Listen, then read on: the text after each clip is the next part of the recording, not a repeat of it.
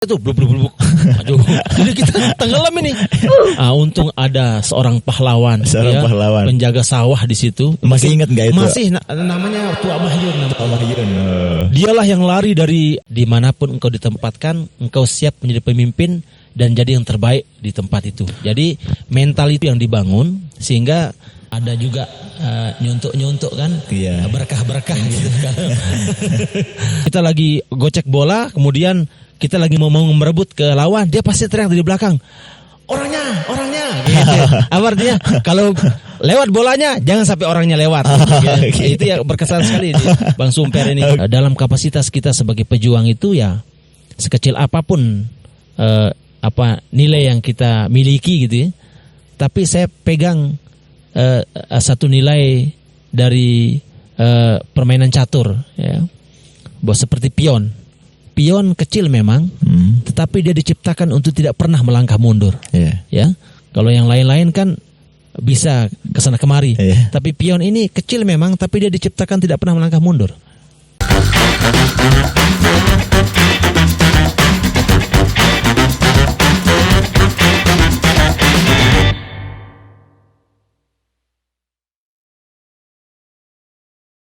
Assalamualaikum warahmatullahi wabarakatuh. Kembali lagi bersama saya Rifki Murad di sini. Tentu saya sendiri yang akan mengajak ngobrol lah. Kita diskusi sore bersama dengan Direktur LMI Media, LMI Group gitu ya. Dan kembali lagi sahabat LMI Channel di edisi Bumpers ini. Sahabat LMI Channel yang menonton setia, terutama pada episode kelima jadinya sekarang Niki. Dan untuk bumper semuanya, tentu jangan lupa subscribe channel ini, like, comment, dan share kepada seluruh sahabat LMI dimanapun berada. Dan kita sekarang sedang berada di Sembalun, tepatnya di Faza de Mauna. Ya, terima kasih telah memfasilitasi kami untuk podcast di tempat ini dan mengobrol bersama dengan direktur dan ada squadnya lah di sini ya, squad LMI Group gitu. Nah, untuk itu bumper semuanya tetap stay tune di sini karena kita akan kilas balik lah bahasanya, Kakanda Dokter yang panggilnya nih. Kita kilas balik lah bahasanya kan. Tapi sebelumnya gimana kabar hari ini? Alhamdulillah sore hari ini terasa dingin ya. Kita berada di kaki Gunung Rinjani, tepatnya Sembalun. Dan kayaknya momennya cocok untuk kita ngobrol-ngobrol santai ya. Siap, dan bumper semua juga sudah nunggu kayaknya, karena di episode sebelumnya kita sempat podcast dan membahas LMI waktu itu, LMI Group, kapan LMI Channel muncul, LMI Media dan lain sebagainya. Dan sekarang kita lebih ke personalnya. Kilas balik dari masa ke masa, mungkin masa kecilnya. Orang-orang juga penasaran, saya juga penasaran karena saya kan enggak menemukan masa kecilnya LMI seperti apa begitu kan. Dan sahabat LMI Channel juga pasti pengen tahu dulu sampai menjadi dokter sekarang kecilnya kayak gimana sih gitu. Kalau menurut Kanda Dokter nih. Ya, terima kasih. Ya, jadi kalau mau kilas balik tentang perjalanan hidup saya ya, sebenarnya perjalanan saya akan sama secara substansial dengan semua orang ya. Artinya berlaku sunnatullah dalam kehidupan itu. Naik turun, cepat lambat, kemudian hukum alam itu terjadi juga dalam kehidupan ini ya. Nah, kalau tanya tentang saya ini anak kampung ya, dari desa Kediri di Lombok, yang dilahirkan 40 tahun yang lalu. Tepatnya tanggal 9 April 1983 ya. Kalau bicara tentang bagaimana masa kanak-kanaknya LMI ya seperti anak-anak kebanyakan pada umumnya. Jadi masa anak-anak itu saya lebih banyak berada di desa Kediri ya. Dan saya dulu sekolah TK di TK Cempaka Kediri. Cempaka Kediri. TK itu TK favorit di Kediri dulu, ya. Ya sebagai anak kampung yang berada di situ ya kita ngikutin saja bagaimana proses pendidikan yang ada di situ. Kemudian SD saya di Kediri juga, di SDN 1 Kediri. Nah, saya dulu termasuk anak yang sangat aktif ya. Aktif. Ya. Dan itu diakui oleh orang tua dan keluarga sekitar. Ya. Aktifnya itu seperti aktifnya apa? itu kalau bahasa Kedirinya itu liah ya. Liah. Liah. Liahnya gimana? Jadi saya itu memang agak nggak bisa diem ya, nggak betah yang duduk diem gitu.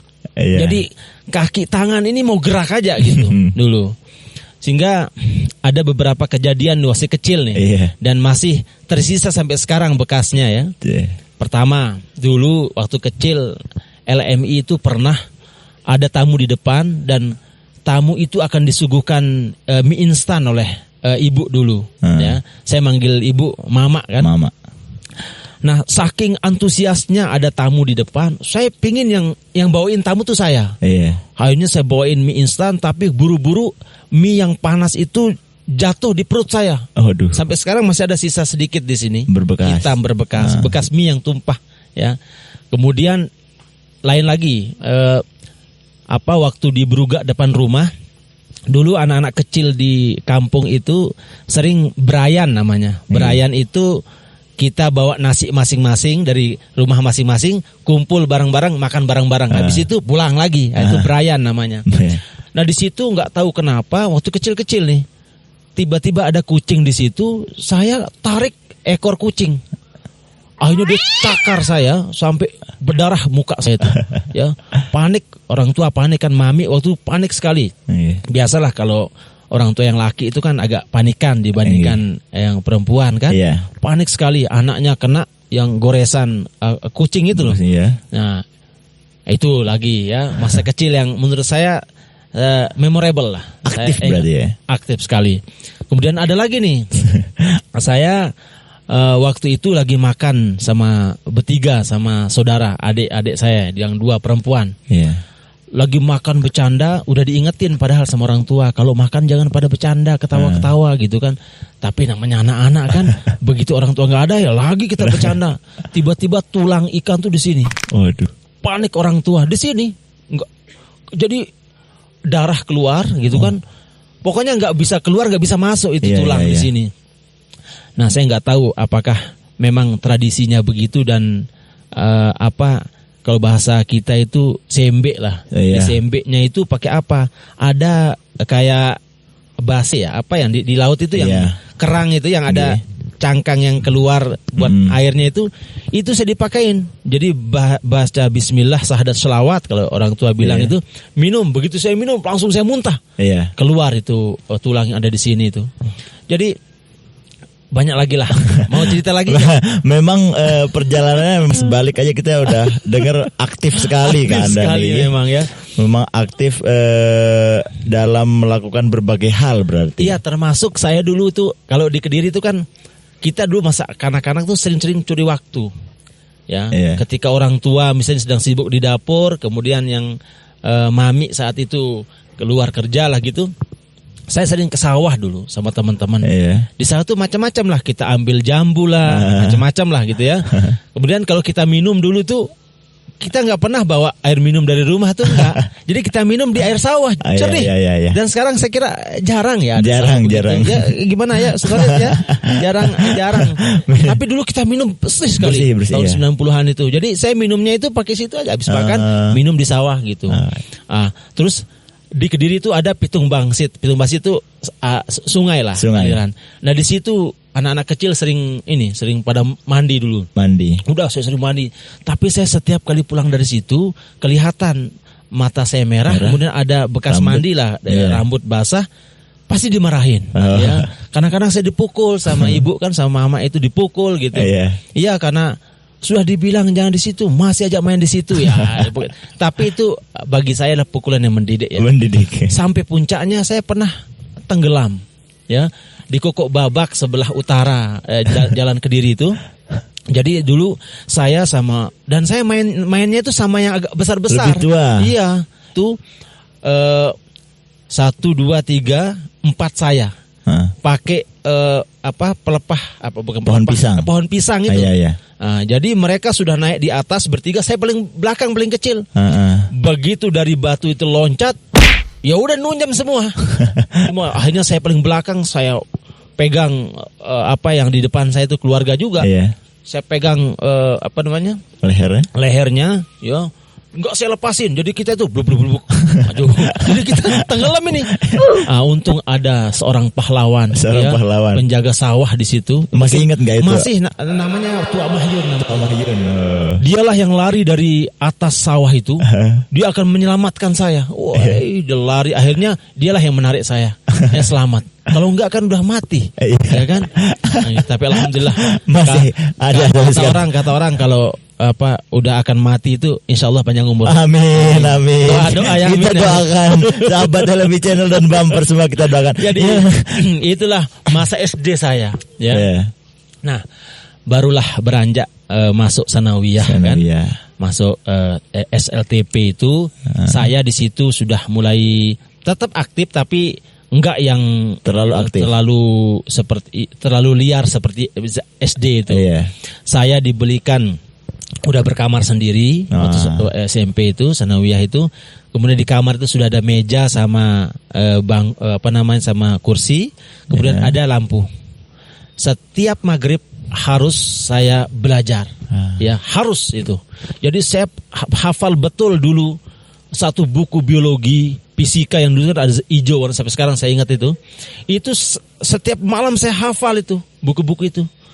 Pokoknya setiap malam maghrib harus belajar karena itu ketentuan dari orang tua kan.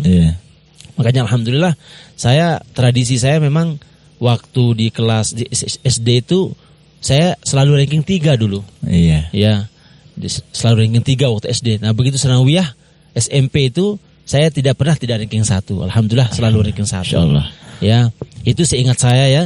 Jadi karena bagaimana orang tua sangat ketat di dalam mengawasi saya belajar. Di waktu maghrib harus belajar, berjamaah maghrib dulu, kemudian ngaji baru belajar. Nah itu masa sanawiyah saya. Dan sanawiyah saya dulu di Madrasah Sanawiyah Selaparang Kediri. Masih di Kediri. Ya. Nah kemudian setelah sanawiyah itu tahun 98 saya selesai sanawiyah. Itu terjadi tumbangnya Soeharto dulu, rezim Orde Baru, ya. Terjadi kerusuhan Mei 98. Nah penerimaan santri baru itu kan tahun ajaran baru itu kan bulan Juni-Juli kan. Juni-Juli. Saya sudah dari awal tahun itu niat pingin sekolah ke Jawa. Nah ada beberapa keluarga yang bilang nggak perlu dah, nggak usah kerja, orang lagi ribut dan sebagainya. Tapi saya maksa dulu itu, saya harus keluar. Saya nggak mau di sini aja, saya harus keluar sekolah gitu.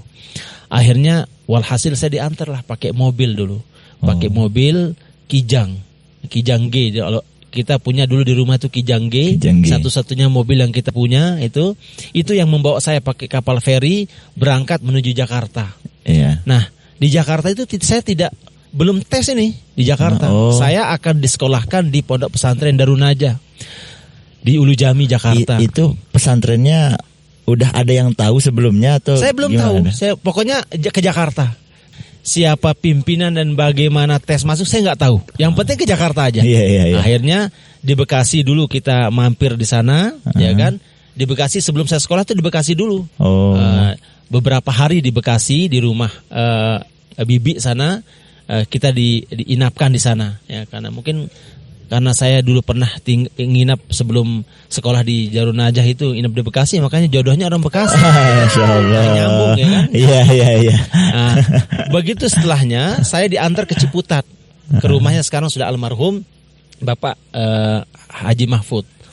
Haji Mahfud ini adalah temannya almarhum Mami dulu waktu di PT IKI Jakarta. Nah di situ saya dilepas, kemudian saya ditinggal. Jadi ujian belum di Darun Najah. Belum ujian. Akhirnya saya dibawa ke Darun Najah, nggak tahu nih saya kan di Darun Najah itu ada kelas intensif, ada yang langsung kelas 4 kan. Bagi yang tidak lulus langsung kelas 4, kelas 1 SMA, dia harus intensifkan 1 tahun dulu. Saya tes lah, ikut tes. Dan dalam pengumuman itu seminggu saya nunggu di rumah Pak Mahfud ini, saya kemudian dapat informasi bahwa saya lulus. Langsung ke kelas 4, tidak ke Masya intensif, Allah. langsung ke kelas 4. Udah di Darun Najah lah saya kemudian banyak sekali ditempa, dididik ya, karena kita sudah cukup dewasa untuk menerima pendidikan Iya. yang lumayan remaja, yang inilah akan sampai ke jenjang pendidikan tinggi kan. Jadi pendidikan yang sangat variatif lah saya dapatkan di Darun Najah. Berarti udah panjang sekali perjalanan dari masa kecil ini, Panjang, Anda ya. panjang sekali, Itulah bedanya kita emang mengobrol dengan dokter, dengan orang yang menjadi owner, beda-beda kadang. Kalau owner nih biasanya kita tanya sedikit, jawabnya sedikit kan. Iya. Kalau kita nanya sama dokter biasanya kita nanya sedikit, Enggak. 2 paragraf, biasanya 2 lembar malah ya. Ya itulah supaya supaya utuh ya Iya. informasinya, supaya Benar. lebih mengenal kan. Itulah menguntungkan untuk host juga kan. Jadi Iya, saya iya. tidak banyak ngomong. Oh iya. Karena itu yang kita minta kadang. Karena kita pengen tahu juga dari Anda kan. Setelah merantau dari Lombok begitu ke Jakarta 3 tahun berarti SMA ya. Iya, di Darun Najah 3 tahun. Setelah dari Darun Najah baru kuliahnya di UIN Jakarta. UIN Jakarta juga, berarti lanjut di Jakarta juga. Iya, di Darun Najah pertama saya berterima kasih sama Kiai Ma'ruf Amin dan seluruh kiai-kiai saya di sana. Jadi saya dulu ditempa di Darun Najah itu pendidikan yang luar biasa ya, terkait leadership ya, kepemimpinan ya. Jadi di Darun Najah itu memang kita sangat mandiri, kita bisa kalau bahasanya kiai itu bahwa dimanapun engkau ditempatkan, engkau siap menjadi pemimpin dan jadi yang terbaik di tempat itu. Jadi mental itu yang dibangun sehingga itu bagi saya membekas sampai hari ini. Apapun tugas yang diberikan, apapun bentuk pengabdian yang sedang dijalankan, itu kita harus jadi the best, terbaik. Jadi harus itu yang saya dapatkan Darun Najah. Selain tentu ilmu-ilmu yang ilmu agama yang luar biasa. Saya dulu di Darun Najah itu masuk angkatan 24. Angkatan 24. Dan saya masuk MAK ya, Madrasah MAK. Keagamaan, yang memang ciri khas keagamaannya kental di situ, kitab kuning dan sebagainya, dengan pendekatan yang modern, metodologi yang modern ya. Selain kitab klasik, kitab turos yang kitab kuning lah sebut, tapi juga ada metodologi-metodologi yang diajar, pendekatan-pendekatan yang modern. Nah, setelah di Darun Najah, kemudian saya dulu berlima kalau tidak salah itu direkomendasi untuk mengikuti seleksi ke Timur Tengah. Berlima. Saya salah satunya. Nah, ada yang lulus dari 5 ini, hasil seleksinya itu ada yang lulus ke Mesir, ada yang lulus ke Sudan. Nah, sayalah termasuk yang lulus saat itu, lulus ke Sudan. Untuk S1 beasiswa itu. Begitu saya tanya orang tua ke rumah, bagaimana kalau saya berangkat ke Sudan, saya sudah lulus. Tesnya waktu itu di embassy, di kedutaan. Tapi saya tidak diizinkan oleh orang tua. Jadi orang tua bilang, kamu di Jakarta saja, kamu kuliah di situ. Akhirnya saya mengambil satu program kerjasama YIN Jakarta, yang sekarang UIN Jakarta, dengan Al-Azhar Mesir. Itu dulu ada kuliah Dirasat Islamiyah. Orang menyebutnya FDI, Fakultas Dirasat Islamiyah. Saya masuk di situ. Cuma 1 tahun saya di situ. Nah, setelah 1 tahun di situ, saya izin ke orang tua, saya ingin pindah ke jurusan atau fakultas yang lain. Maka saya pindahlah ke Fakultas Usuluddin dan Filsafat. Di situ ada program studi tafsir hadis. Maka saya mengambil program studi tafsir hadis, dan alhamdulillah banyak hal lah kenangan selama di sana di Jakarta, termasuk menjelang saya selesai wisuda itu, saya dipertemukan dengan perempuan cantik ya di Jakarta. Namanya Zahratul Hayati, adik kelas saya. Adik tingkat berarti. Tingkat ya. Saya jurusan tafsir hadis. Kemudian perempuan cantik yang bernama Zahratul Hayati ini, dia di PAI. Ya, Fakultas Tarbiyah dan Ilmu Keguruan kalau nggak salah. Ya, ini orangnya kan. Masya Allah. Berikan support ya. Jadi kalau semisalnya kan lagi di perkuliahan yang berkesan mungkin bertemu dengan kekasihnya begitu nggih. Kalau di Darun Najah sendiri waktu mondok yang paling berkesan menurut Kanda? Yang berkesan di Darun Najah selain aspek-aspek pendidikan ya. Saya itu selalu dikirimi surat sama mami sama mama di rumah itu. Ada 2 surat yang bukan ada 2 surat, banyak surat itu ada 2 intinya. Pertama, surat itu memberikan motivasi kepada saya bahwa jangan sampai konsentrasi belajarmu diganggu oleh pikiran-pikiran tentang perempuan misalnya kan. Nah, jadi jangan sampai terganggu oleh itu. Fokuslah kamu menuntut ilmu. Dan yang kedua yang saya ingat betul bahwa beliau memberikan pesan dalam surat itu adalah, ingat anakku bahwa di rumah kita ini tradisinya ada tradisi mazhab Syafi'i. Jadi boleh engkau menerima banyak pendapat-pendapat di sana, karena kita tahu bahwa di Jakarta kan saat itu jangan menjadi pusat ya kan, informasi, pusat dialektika keilmuan ya kan. Nah, dipesankan supaya tetap berpegang kepada mazhab Syafi'i gitu. Ya, jadi itu yang berkesan. Almarhum itu sangat care terhadap pendidikan saya, sehingga karena dulu kan nggak ada HP ya. Jadi surat aja yang ada, surat gitu. Kirimin surat terus. Ya, dan disiplin dalam mengirimkan uang. Artinya salah satu support juga gitu kan. Maksud saya gini, ya orang tua ya cukup, tapi saya dibatasi untuk memegang uang banyak itu. Kalau saya habis uang saya di tanggal 28, berarti tanggal 29, 30 itu ya harus survive. Ya kan? Karena uang itu pasti dikirim tanggal 1. Datang tanggal 1 melalui wesel pos itu. Jadi saya diajarkan betul bagaimana harus survive dengan berbagai keadaan ya selama Darun Najah. Itu yang menurut saya pendidikan orang tua itu yang sangat rigid terhadap perkembangan saya ya. Nah gitu. Berarti di Darun Najah lumayan berkesan lah mungkin dari surat-surat itu ya. Kalau memang sering dikirimin surat, yang paling kena dampak atau pengaruhnya mungkin dari pendidikan yang diberikan oleh orang tua sendiri bagi Kanda sendiri seperti apa? Iya, pertama bagi saya apa yang disampaikan orang tua, termasuk doa dari orang tua, itu adalah sebuah kekuatan ya. Jadi kekuatan itulah yang mendorong saya untuk kemudian belajar dengan baik ya kan. Belajar dengan baik dalam arti apapun pelajaran yang diberikan oleh guru-guru kita, maka kita harus serius untuk menerimanya. Dan tentu pengembangannya itu pengembangan dari diri kita sesuai dengan minat dan bakat kita. Kemana arah pengetahuan, wawasan keilmuan yang ingin kita kembangkan. Ya, maka kita sering ke perpustakaan misalnya, membaca buku dan sebagainya. Gitu. Luar biasa emang sahabat Alami Channel mendengarkan cerita ini memang ya kadang kita lupa untuk tertawa sedikit saja gitu. Karena ini sebagai hiburan kita juga. Untuk itu bumper semuanya yang masih menonton sampai akhir ini, kita masih panjang perjalanan. Kita baru sampai kuliahnya, baru sampai ketemunya sama S1 di S1 ya. Iya. Di S1 itu saya dulu pertama kali saya masuk UIN itu saya masuk Lembaga Dakwah Kampus LDK ya. Oh, LDK. Ya, 1 tahun itu saya di LDK. Organisasinya itu? Itu Intra. Oh, Intra. Saya masuk Lembaga Dakwah Kampus dan bahkan saya sampai ke jauh lah ke Bogor ke macam untuk mengisi mendapatkan pendidikan dakwah Islamiyah itu di kampus itu. Kemudian saya juga karena saya waktu di Ciputat itu tinggal bersama senior-senior yang sudah S2 ya. Jadi saya itu kebanyakan gaulnya tuh sama yang senior-senior. Ya, jadi mereka yang sudah S2, S3 itu, dan sekarang alhamdulillah senior-senior saya itu juga sudah pada berhasil semua. Masya Allah. Ya.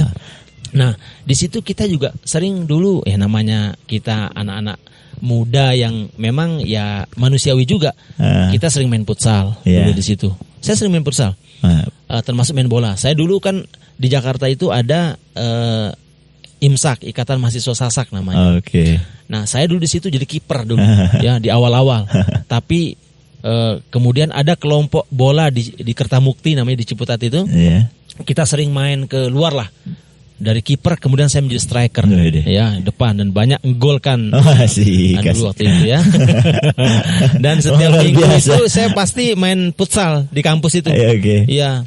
Jadi olahraga sih alhamdulillah jalan ya. Ya manusiawi lah. Yang paling diingat mungkin kalau beliau menonton ya, seniornya dulu. Hal yang paling diingat atau berkesan mungkin Saat main bola bersama dengan senior. Iya, Ini senior. penting saya sebutkan ini. Waktu dulu saya punya senior namanya Sumper Mulia Harhab. Ya, orang Medan, ya kan? Halo Bang Sumper. Ya. Bang Sumper.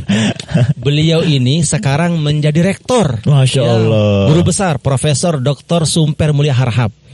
Beliau kan dulu kan saya kemudian sama termasuk ini juga istri juga waktu sebelum jadi istri lah, akrab juga dengan keluarga ini kan nikah di sana, sama anaknya juga sering main gitu kan. Nah terus kalau main futsal nih Bang Sumper ini selalu bilang begini, kalau misalnya kita lagi gocek bola kemudian kita lagi mau merebut ke lawan, dia pasti teriak dari belakang, orangnya gitu. Apa artinya? Kalau lewat bolanya jangan sampai orangnya lewat. Itu ya berkesan sekali Bang Sumper ini. Jadi kita kocak aja ya. Tapi luar biasa. Sekarang beliau jadi rektor ya. Masya Allah. Jadi Masya Allah dan guru besar juga beliau. Nah ini kemudian teman saya juga yang di Lombok ada juga teman saya. Dr. lalu Muhsin Effendi Mukhtar yang dari Pemenang, ketua FKUB kalau nggak salah, beliau dosen UIN Mataram juga. Kemudian juga di kamar saya itu ada dengan Dr. Samsu Saukani, ya, dosen UIN juga yang sekarang itu. Kemudian sama Tuan Guru lalu Fahmi Husain. Nah, jadi LCMA beliau juga sekamar dengan saya. Jadi saya temannya dan semua alhamdulillah beliau sekarang kerja di Kemenak kan. Nah, itulah perjalanan waktu S1. Yang tadi hampir dari yang tiganya dari Sasak kan, Iya, dari Lombok yang tiga. Hanya itu Prof. Dr. Sumper. Iya, yang di situ bersama saya yang dari luar ya. Iya, ada juga banyak lah teman-teman dari luar ya. Kalau yang senior yang di kosannya tidak jauh dari saya ada juga yang sekarang misalnya yang sering main juga ya, belajar juga di sana dengan Profesor Dr. Fahru Rozi Dahlan. Beliau sekarang jadi Direktur Pascasarjana di UIN Mataram juga, samaan juga kita di Jakarta dulu. Termasuk Dr. Tuan Guru Haji Zainuri ya, itu juga termasuk teman kita main juga di Ciputat dulu. Jadi sekarang rata-rata sudah di UIN Mataram dan jadi menjadi orang besar, ya. Alhamdulillah menjadi orang besar. Barangkali karena bergaul dengan mereka itulah kemudian ada juga nyuntuk kan, berkah gitu kan. Berkahan itu ya waktu S1 kan. Nah, apalagi nih? Setelah S1 nih kita kan pelan-pelan nih Kanda kan sampai kemudian ke seremoni yang terakhir lah begitu dokter begitu. Tapi ngomong-ngomong Kanda, setelah S1 kenal ketemu dengan sosok istri sekarang begitu. Setelah S1 berarti? Enggak, atau pas S1? Pas wisuda, saya mencoba memperkenalkannya dengan keluarga.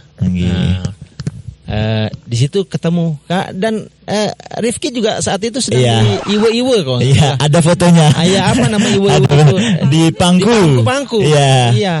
Dan sempat kita ke bandara waktu itu dan istri saya, calon istri saya itu dulu pangku Rifki juga di mobil kan waktu itu. Iya benar. Tapi begini, setelah selesai S1 ini ya Dek Rifki ya. Siapkan. Jadi, setelah selesai S1 itu saya kemudian diperintah orang tua pulang. Jadi langsung lanjut justru ya. Jadi orang tua saya bilang pulang katanya gitu kan. Tahun 2006 itu. Karena beliau juga sudah memulai untuk mendirikan pondok pesantren Al-Hamidiyah di Kediri itu. Jadi pulang. Sebenarnya saya ngotot waktu itu. Saya ingin lanjutkan studi S2 karena rekomendasi juga dari pembimbing skripsi saya waktu itu. Tapi orang tua saya keras pulang gitu kan. Akhirnya ya dengan rasa berat juga karena namanya manusiawi juga. Akhirnya saya pulang lah. Ya meninggalkan perempuan yang saya kenal kan. Saya bilang waktu saya akan kembali ke Lombok itu, kalau jodoh tak kemana kan gitu. Asik. Akhirnya saya pun pamit ya kan. Saya pamit. Sedih nggak di situ? Oh, jujur sedih ya. Karena bagaimanapun ya kita pernah merencanakan untuk ke arah serius gitu kan. Tapi orang tua menyuruh pulang karena dulu. Akan sedang merintis pondok pesantren. Maka pulanglah saya. Nah, pulang udah dulu pondok pesantren Hamidiyah itu belajarnya di musola. Di musola ditaruhin bangku. Jadi saya sempat di awal-awal Juli, Agustus, September, Oktober, November itu di situ di awal-awal itu. Jadi sampailah kemudian ada pengumuman dari Kementerian Agama ada tes S2 ya, jurusan tafsir dan ulumul Quran kalau tidak salah dari Kementerian Agama. Tesnya di Surabaya. Saya izinlah sama orang tua bagaimana kalau saya ikut tes seleksi beasiswa di Surabaya yang ditempatkan di Jakarta. Orang tua mengizinkan berangkat ke Surabaya. Itu tahun 2006 akhir. Oh ya. Jadi pulangnya tahun 2006 juga. Pertengahan. Oh iya. Nah, jadi menjelang akhir tahun 2006 itu ada seleksi itu. Akhirnya saya ikutlah di Surabaya, tes di situ. Berapa orang itu ya? Sekitar di Surabaya saja sekitar 63 orang kalau tidak salah yang tes di sana. Dan setelah pulang tes sudah lama, sebulan kalau nggak 2 bulan gitu. Desember datang, tiba-tiba teman saya ngabarin dari Jakarta.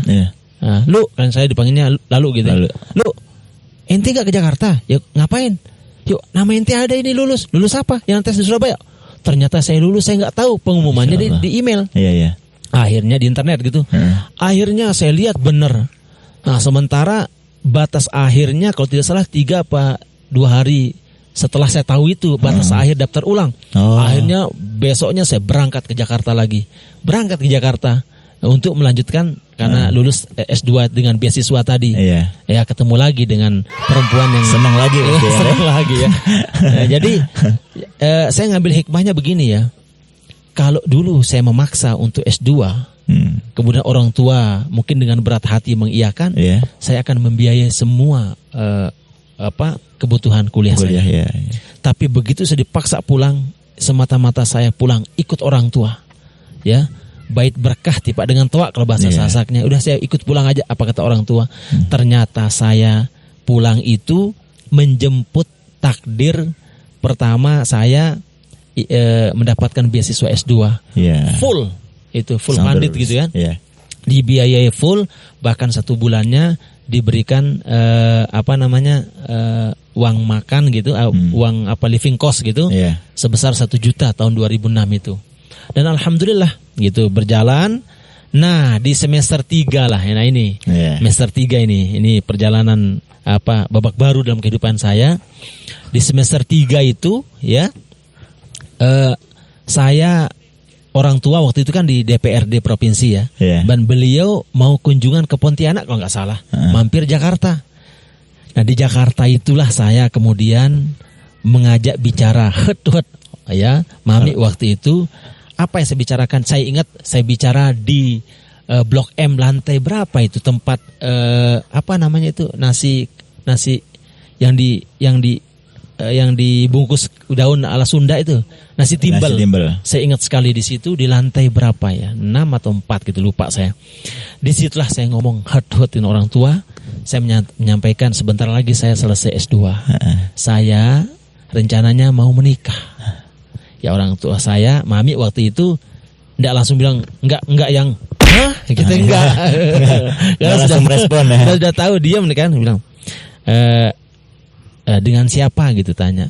Saya sampaikan yang dulu pernah dikenali waktu wisuda itu. Gitu. Ya, kata Mami apa bijak ya.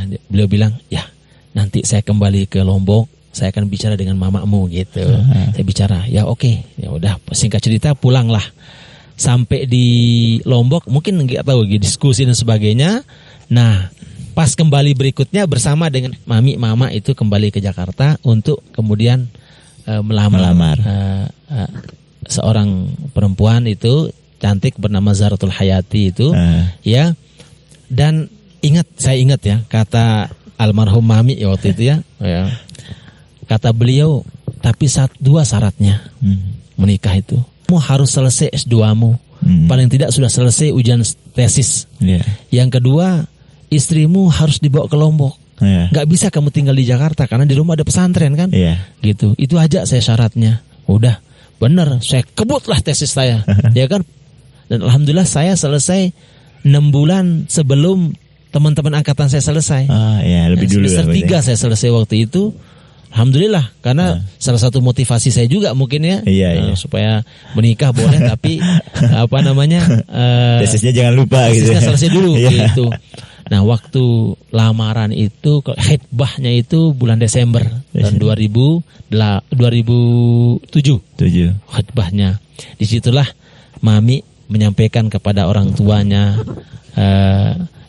calon istri saya waktu itu, mengatakan, saya ingin mengajukan pertanyaan gitu kan, kata Mami, apakah Bapak bersedia anak Bapak ini dibawa sama suaminya ke Lombok dan berkarir di sana? Nah, alhamdulillah mertua saya moderat ya kan. Jadi Betawi yang moderat beliau kan. Hanya beliau di mana saja suaminya berada, maka di situ dia harus ada menemani gitu. Akhirnya oke, mantap juga. Kapan kita gelar ya? Gelarlah pernikahan pada tanggal 27 Juli gitu ya. Jadi 2008 ya. Jadi agak jauh jaraknya ya. 6 bulan. 6 bulan. Sekitar 6 bulan setelah khitbah itu. Ya, setelah menikah berapa hari setelah menikah itu kembali ke Lombok. Ya kan? Kembali ke Lombok dan memulai karir di Lombok ya kan. Karena waktu itu kan saya juga belum bekerja apa-apa kan, baru selesai S2 itu, maka saya kemudian diterima sebagai staf pengajar di UNW pertama, UNW Universitas Nahdlatul Ulama Mataram, dengan gaji pertama saya 123.000 tahun 2008 itu ya. Ya dari situlah merintis ya kan. Kemudian bersama dengan orang tua pesantren ya, kemudian teruslah berlanjut. Kemudian saya mendapatkan banyak amanah ya, dari beberapa tahun pengabdian itu, banyak sekali amanah-amanah diberikan kepada saya, alhamdulillah. Kita udah bahas dari kilas baliknya masa kecil nih Kanda ya, sampai hampir perkuliahan, sampai menikah lah begitu dengan orang yang ditemukan di kuliah S1-nya dulu. Sampai akhirnya di waktu dekat nih, belum lama lah, menjadi lulusan terbaik di UIN Mataram di program doktor. Itu gimana sampai prosesnya sampai sejauh itu? Ya, saya bertahap lah kan. Jadi menjalani kehidupan yang tidak mudah ya.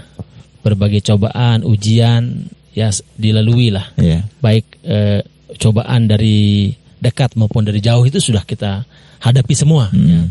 Tetapi karena alhamdulillah kita dididik dari awal itu dengan pendidikan yang tidak simple ya, artinya tegas dari orang tua, kemudian pendidikan mental, maka saya punya prinsip dalam perjuangan itu, beberapa peribahasa yang saya pegang ya, beberapa quote yang saya pegang itu sampai hari ini, dan itu yang saya sampaikan kepada squad LMI dan keluarga besar pesantren. Pertama, saya selalu berprinsip bahwa sekali layar terkembang, pantang surut menurut ke belakang. Itu selalu saya pegang ya. Jadi kalau kita sudah menetapkan satu tujuan, maka pantang surut mundur ke belakang.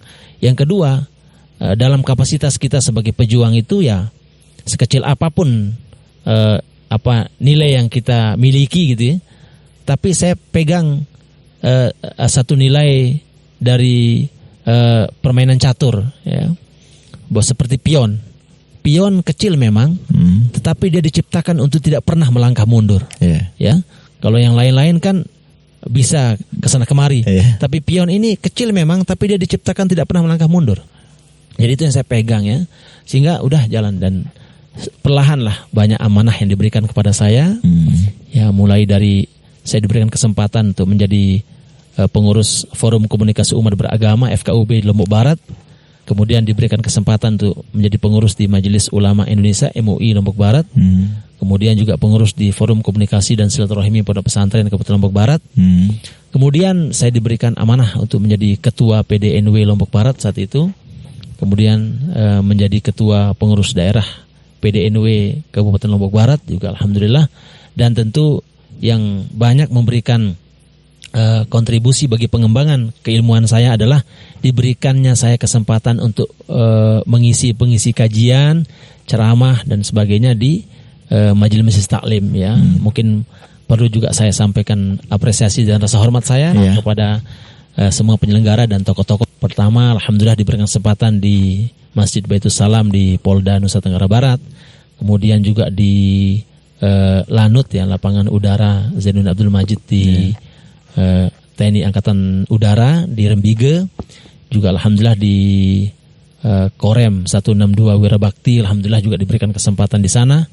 Kemudian terima kasih juga kepada majelis taklim yang ada, termasuk di misalnya di Masjid Jami' Praya, kemudian Masjid Taklim Salsabila di Swete, masjid di Taman Indah di depan Epicentrum itu, kemudian majelis taklim yang ada di Desantapen, Gerung, ada di Swete sana.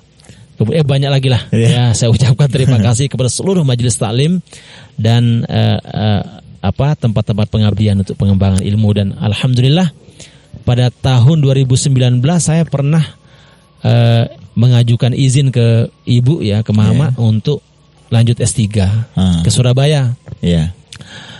Kemudian saya berangkat ke Surabaya, pulang dari Surabaya saya mengasih tahu ke mama waktu itu supaya bisa diizinkan kuliah di sana, tapi ternyata saya tidak diizinkan.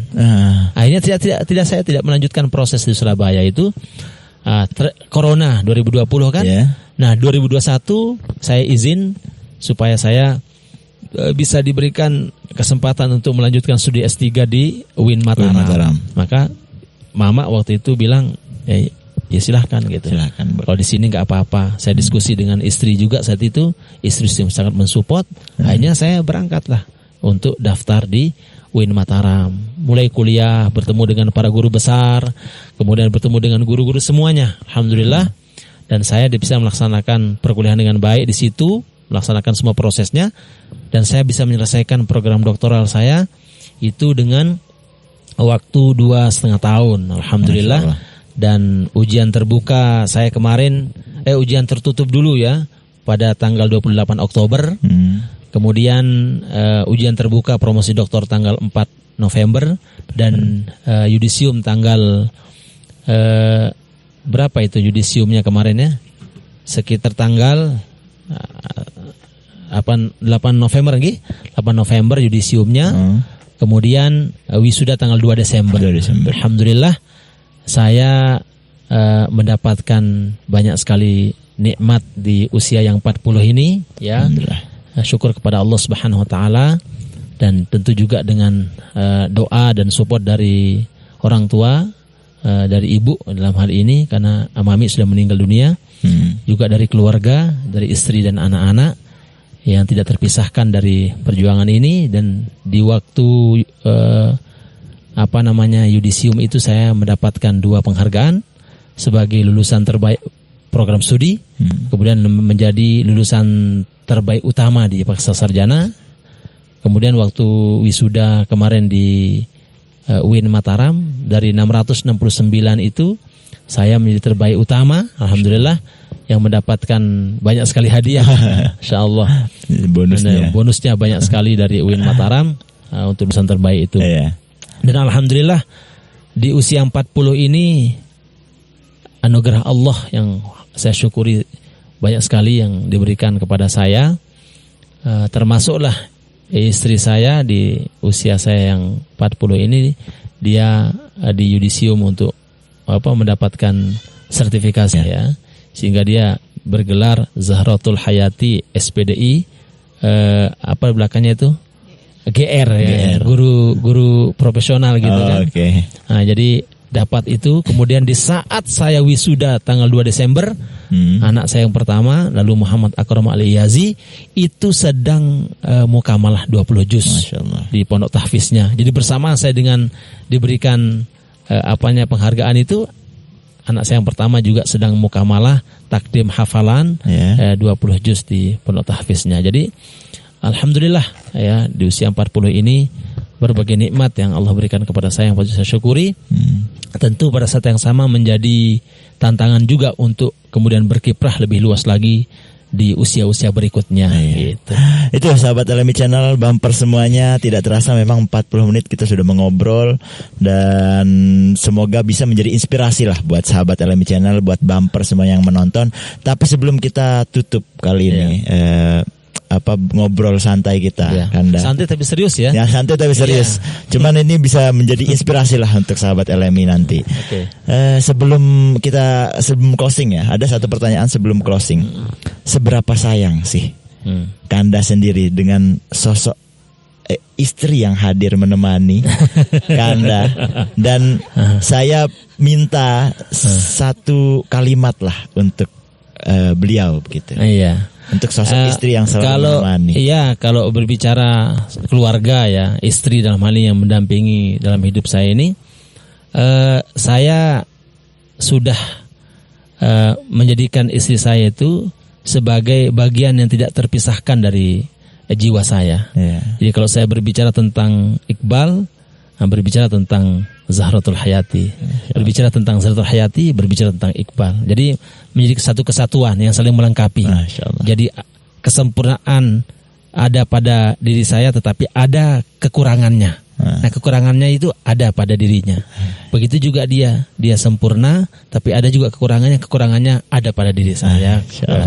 Saling melengkapi. Gitu. Jadi ya kalau ditanya apa kalimat yang ingin disampaikan itu, ya saya dan istri ingin menjadi satu kesatuan yang selalu hidup dalam rahmat dan ridho Allah Subhanahu wa taala. Ya, fid dunya wal akhirah. Masyaallah, luar biasa bersama sekali. Di dunia, bersama di surga Allah.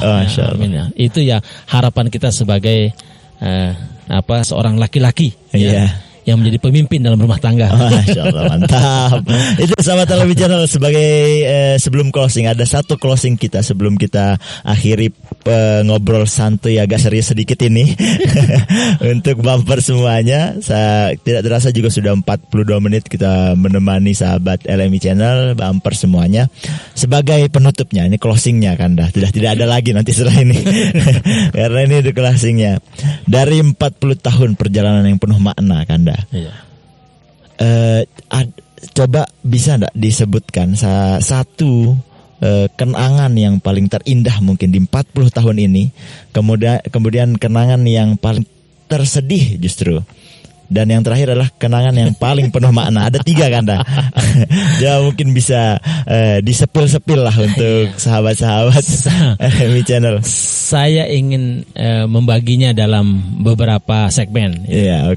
Pertama, Dr. Andus Tuan Guru Haji Lalu Murad dan Hajjah Baik Setiati Faisal.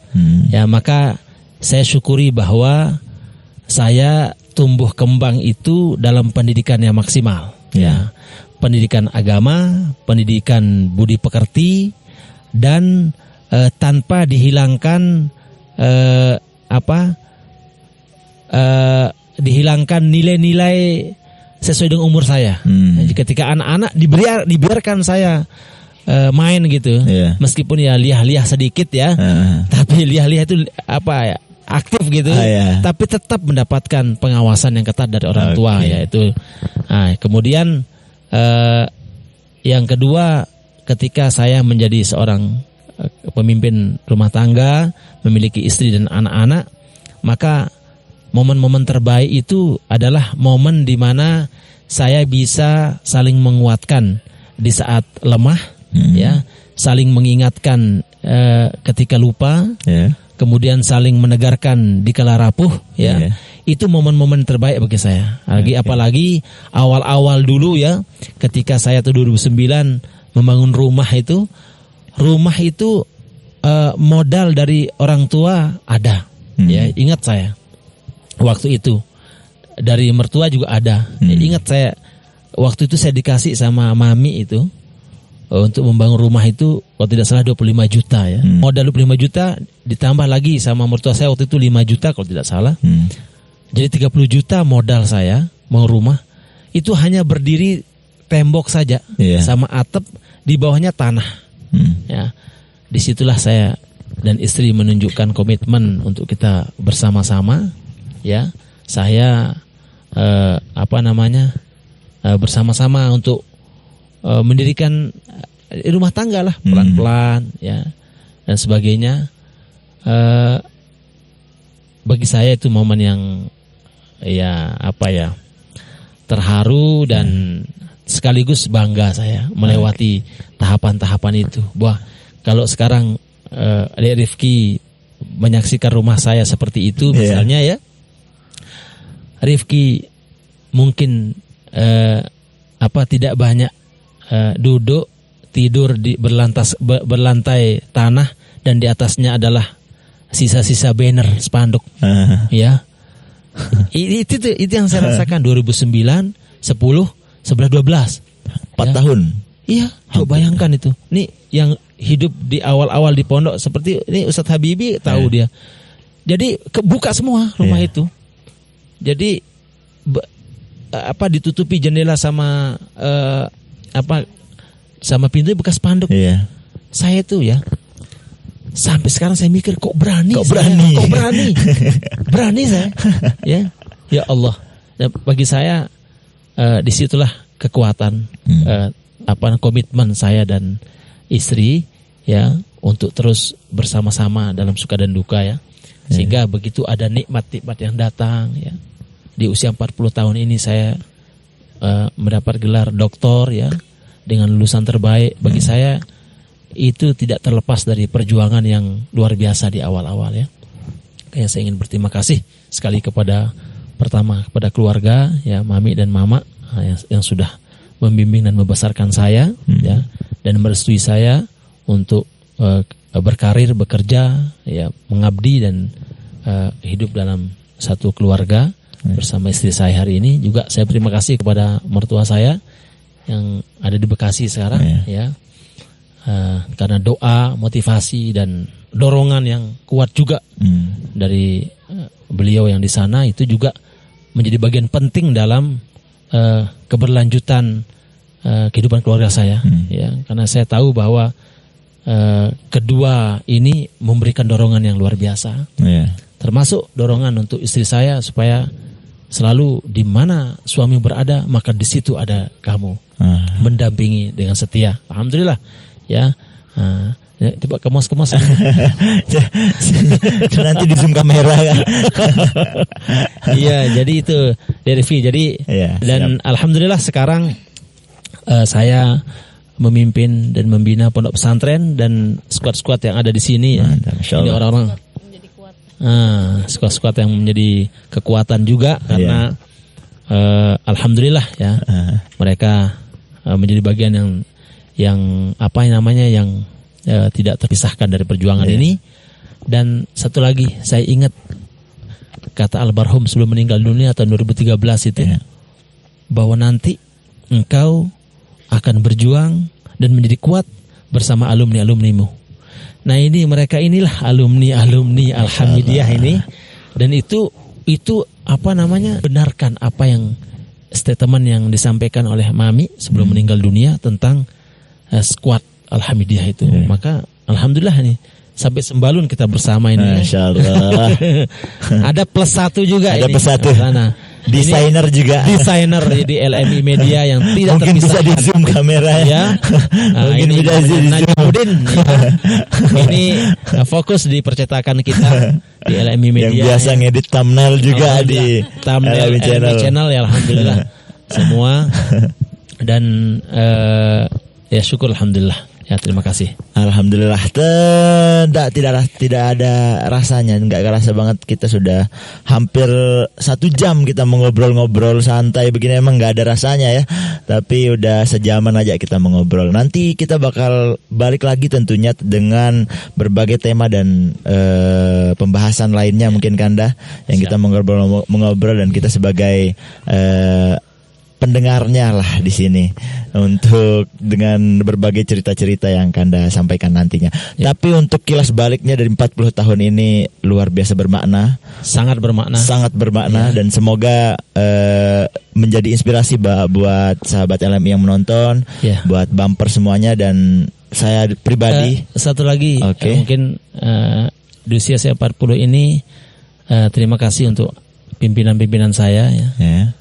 Ketua Umum PBNW, Siap. Maulana Syekh Hamzah Wadi II, ya. Kemudian juga Ketua Yayasan Darul Mujahidin, Umunah Hajah Siti Raihanun Zainul Abdul Majid, dan Rektor UNW Dr. Haji Lalu Abdul Muhyi Abidin yang mempercayakan saya dan mengamanahkan saya satu tugas di UNW menjadi Dekan Fakultas Agama Islam di sana sampai dengan hari ini. Terima kasih yang sebesar-besarnya atas amanah dan kepercayaan untuk saya, dan ini tentu menjadi wasilah perjuangan yang besar bagi saya. Terima kasih.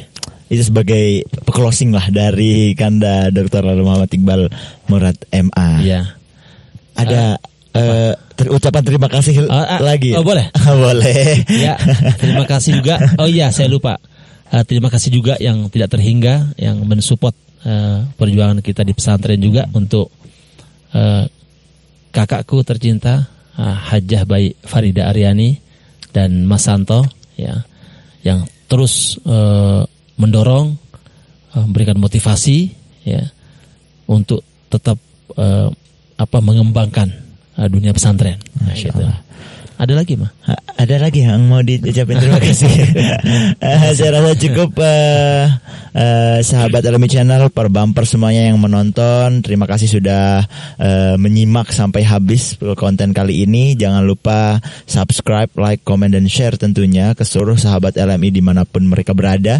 Jangan lupa share, jangan lupa komen juga. Kalian mau bertanya apa, kalian mau tahu apa tentang LMI mungkin, atau tentang pengetahuan-pengetahuan lainnya yang nanti kita bakal langsung tanyakan ke Kanda. Siap. Dr. Lalu Muhammad Iqbal Murad MA. Terima kasih sudah membersamai host di sini. Rifki Fajri.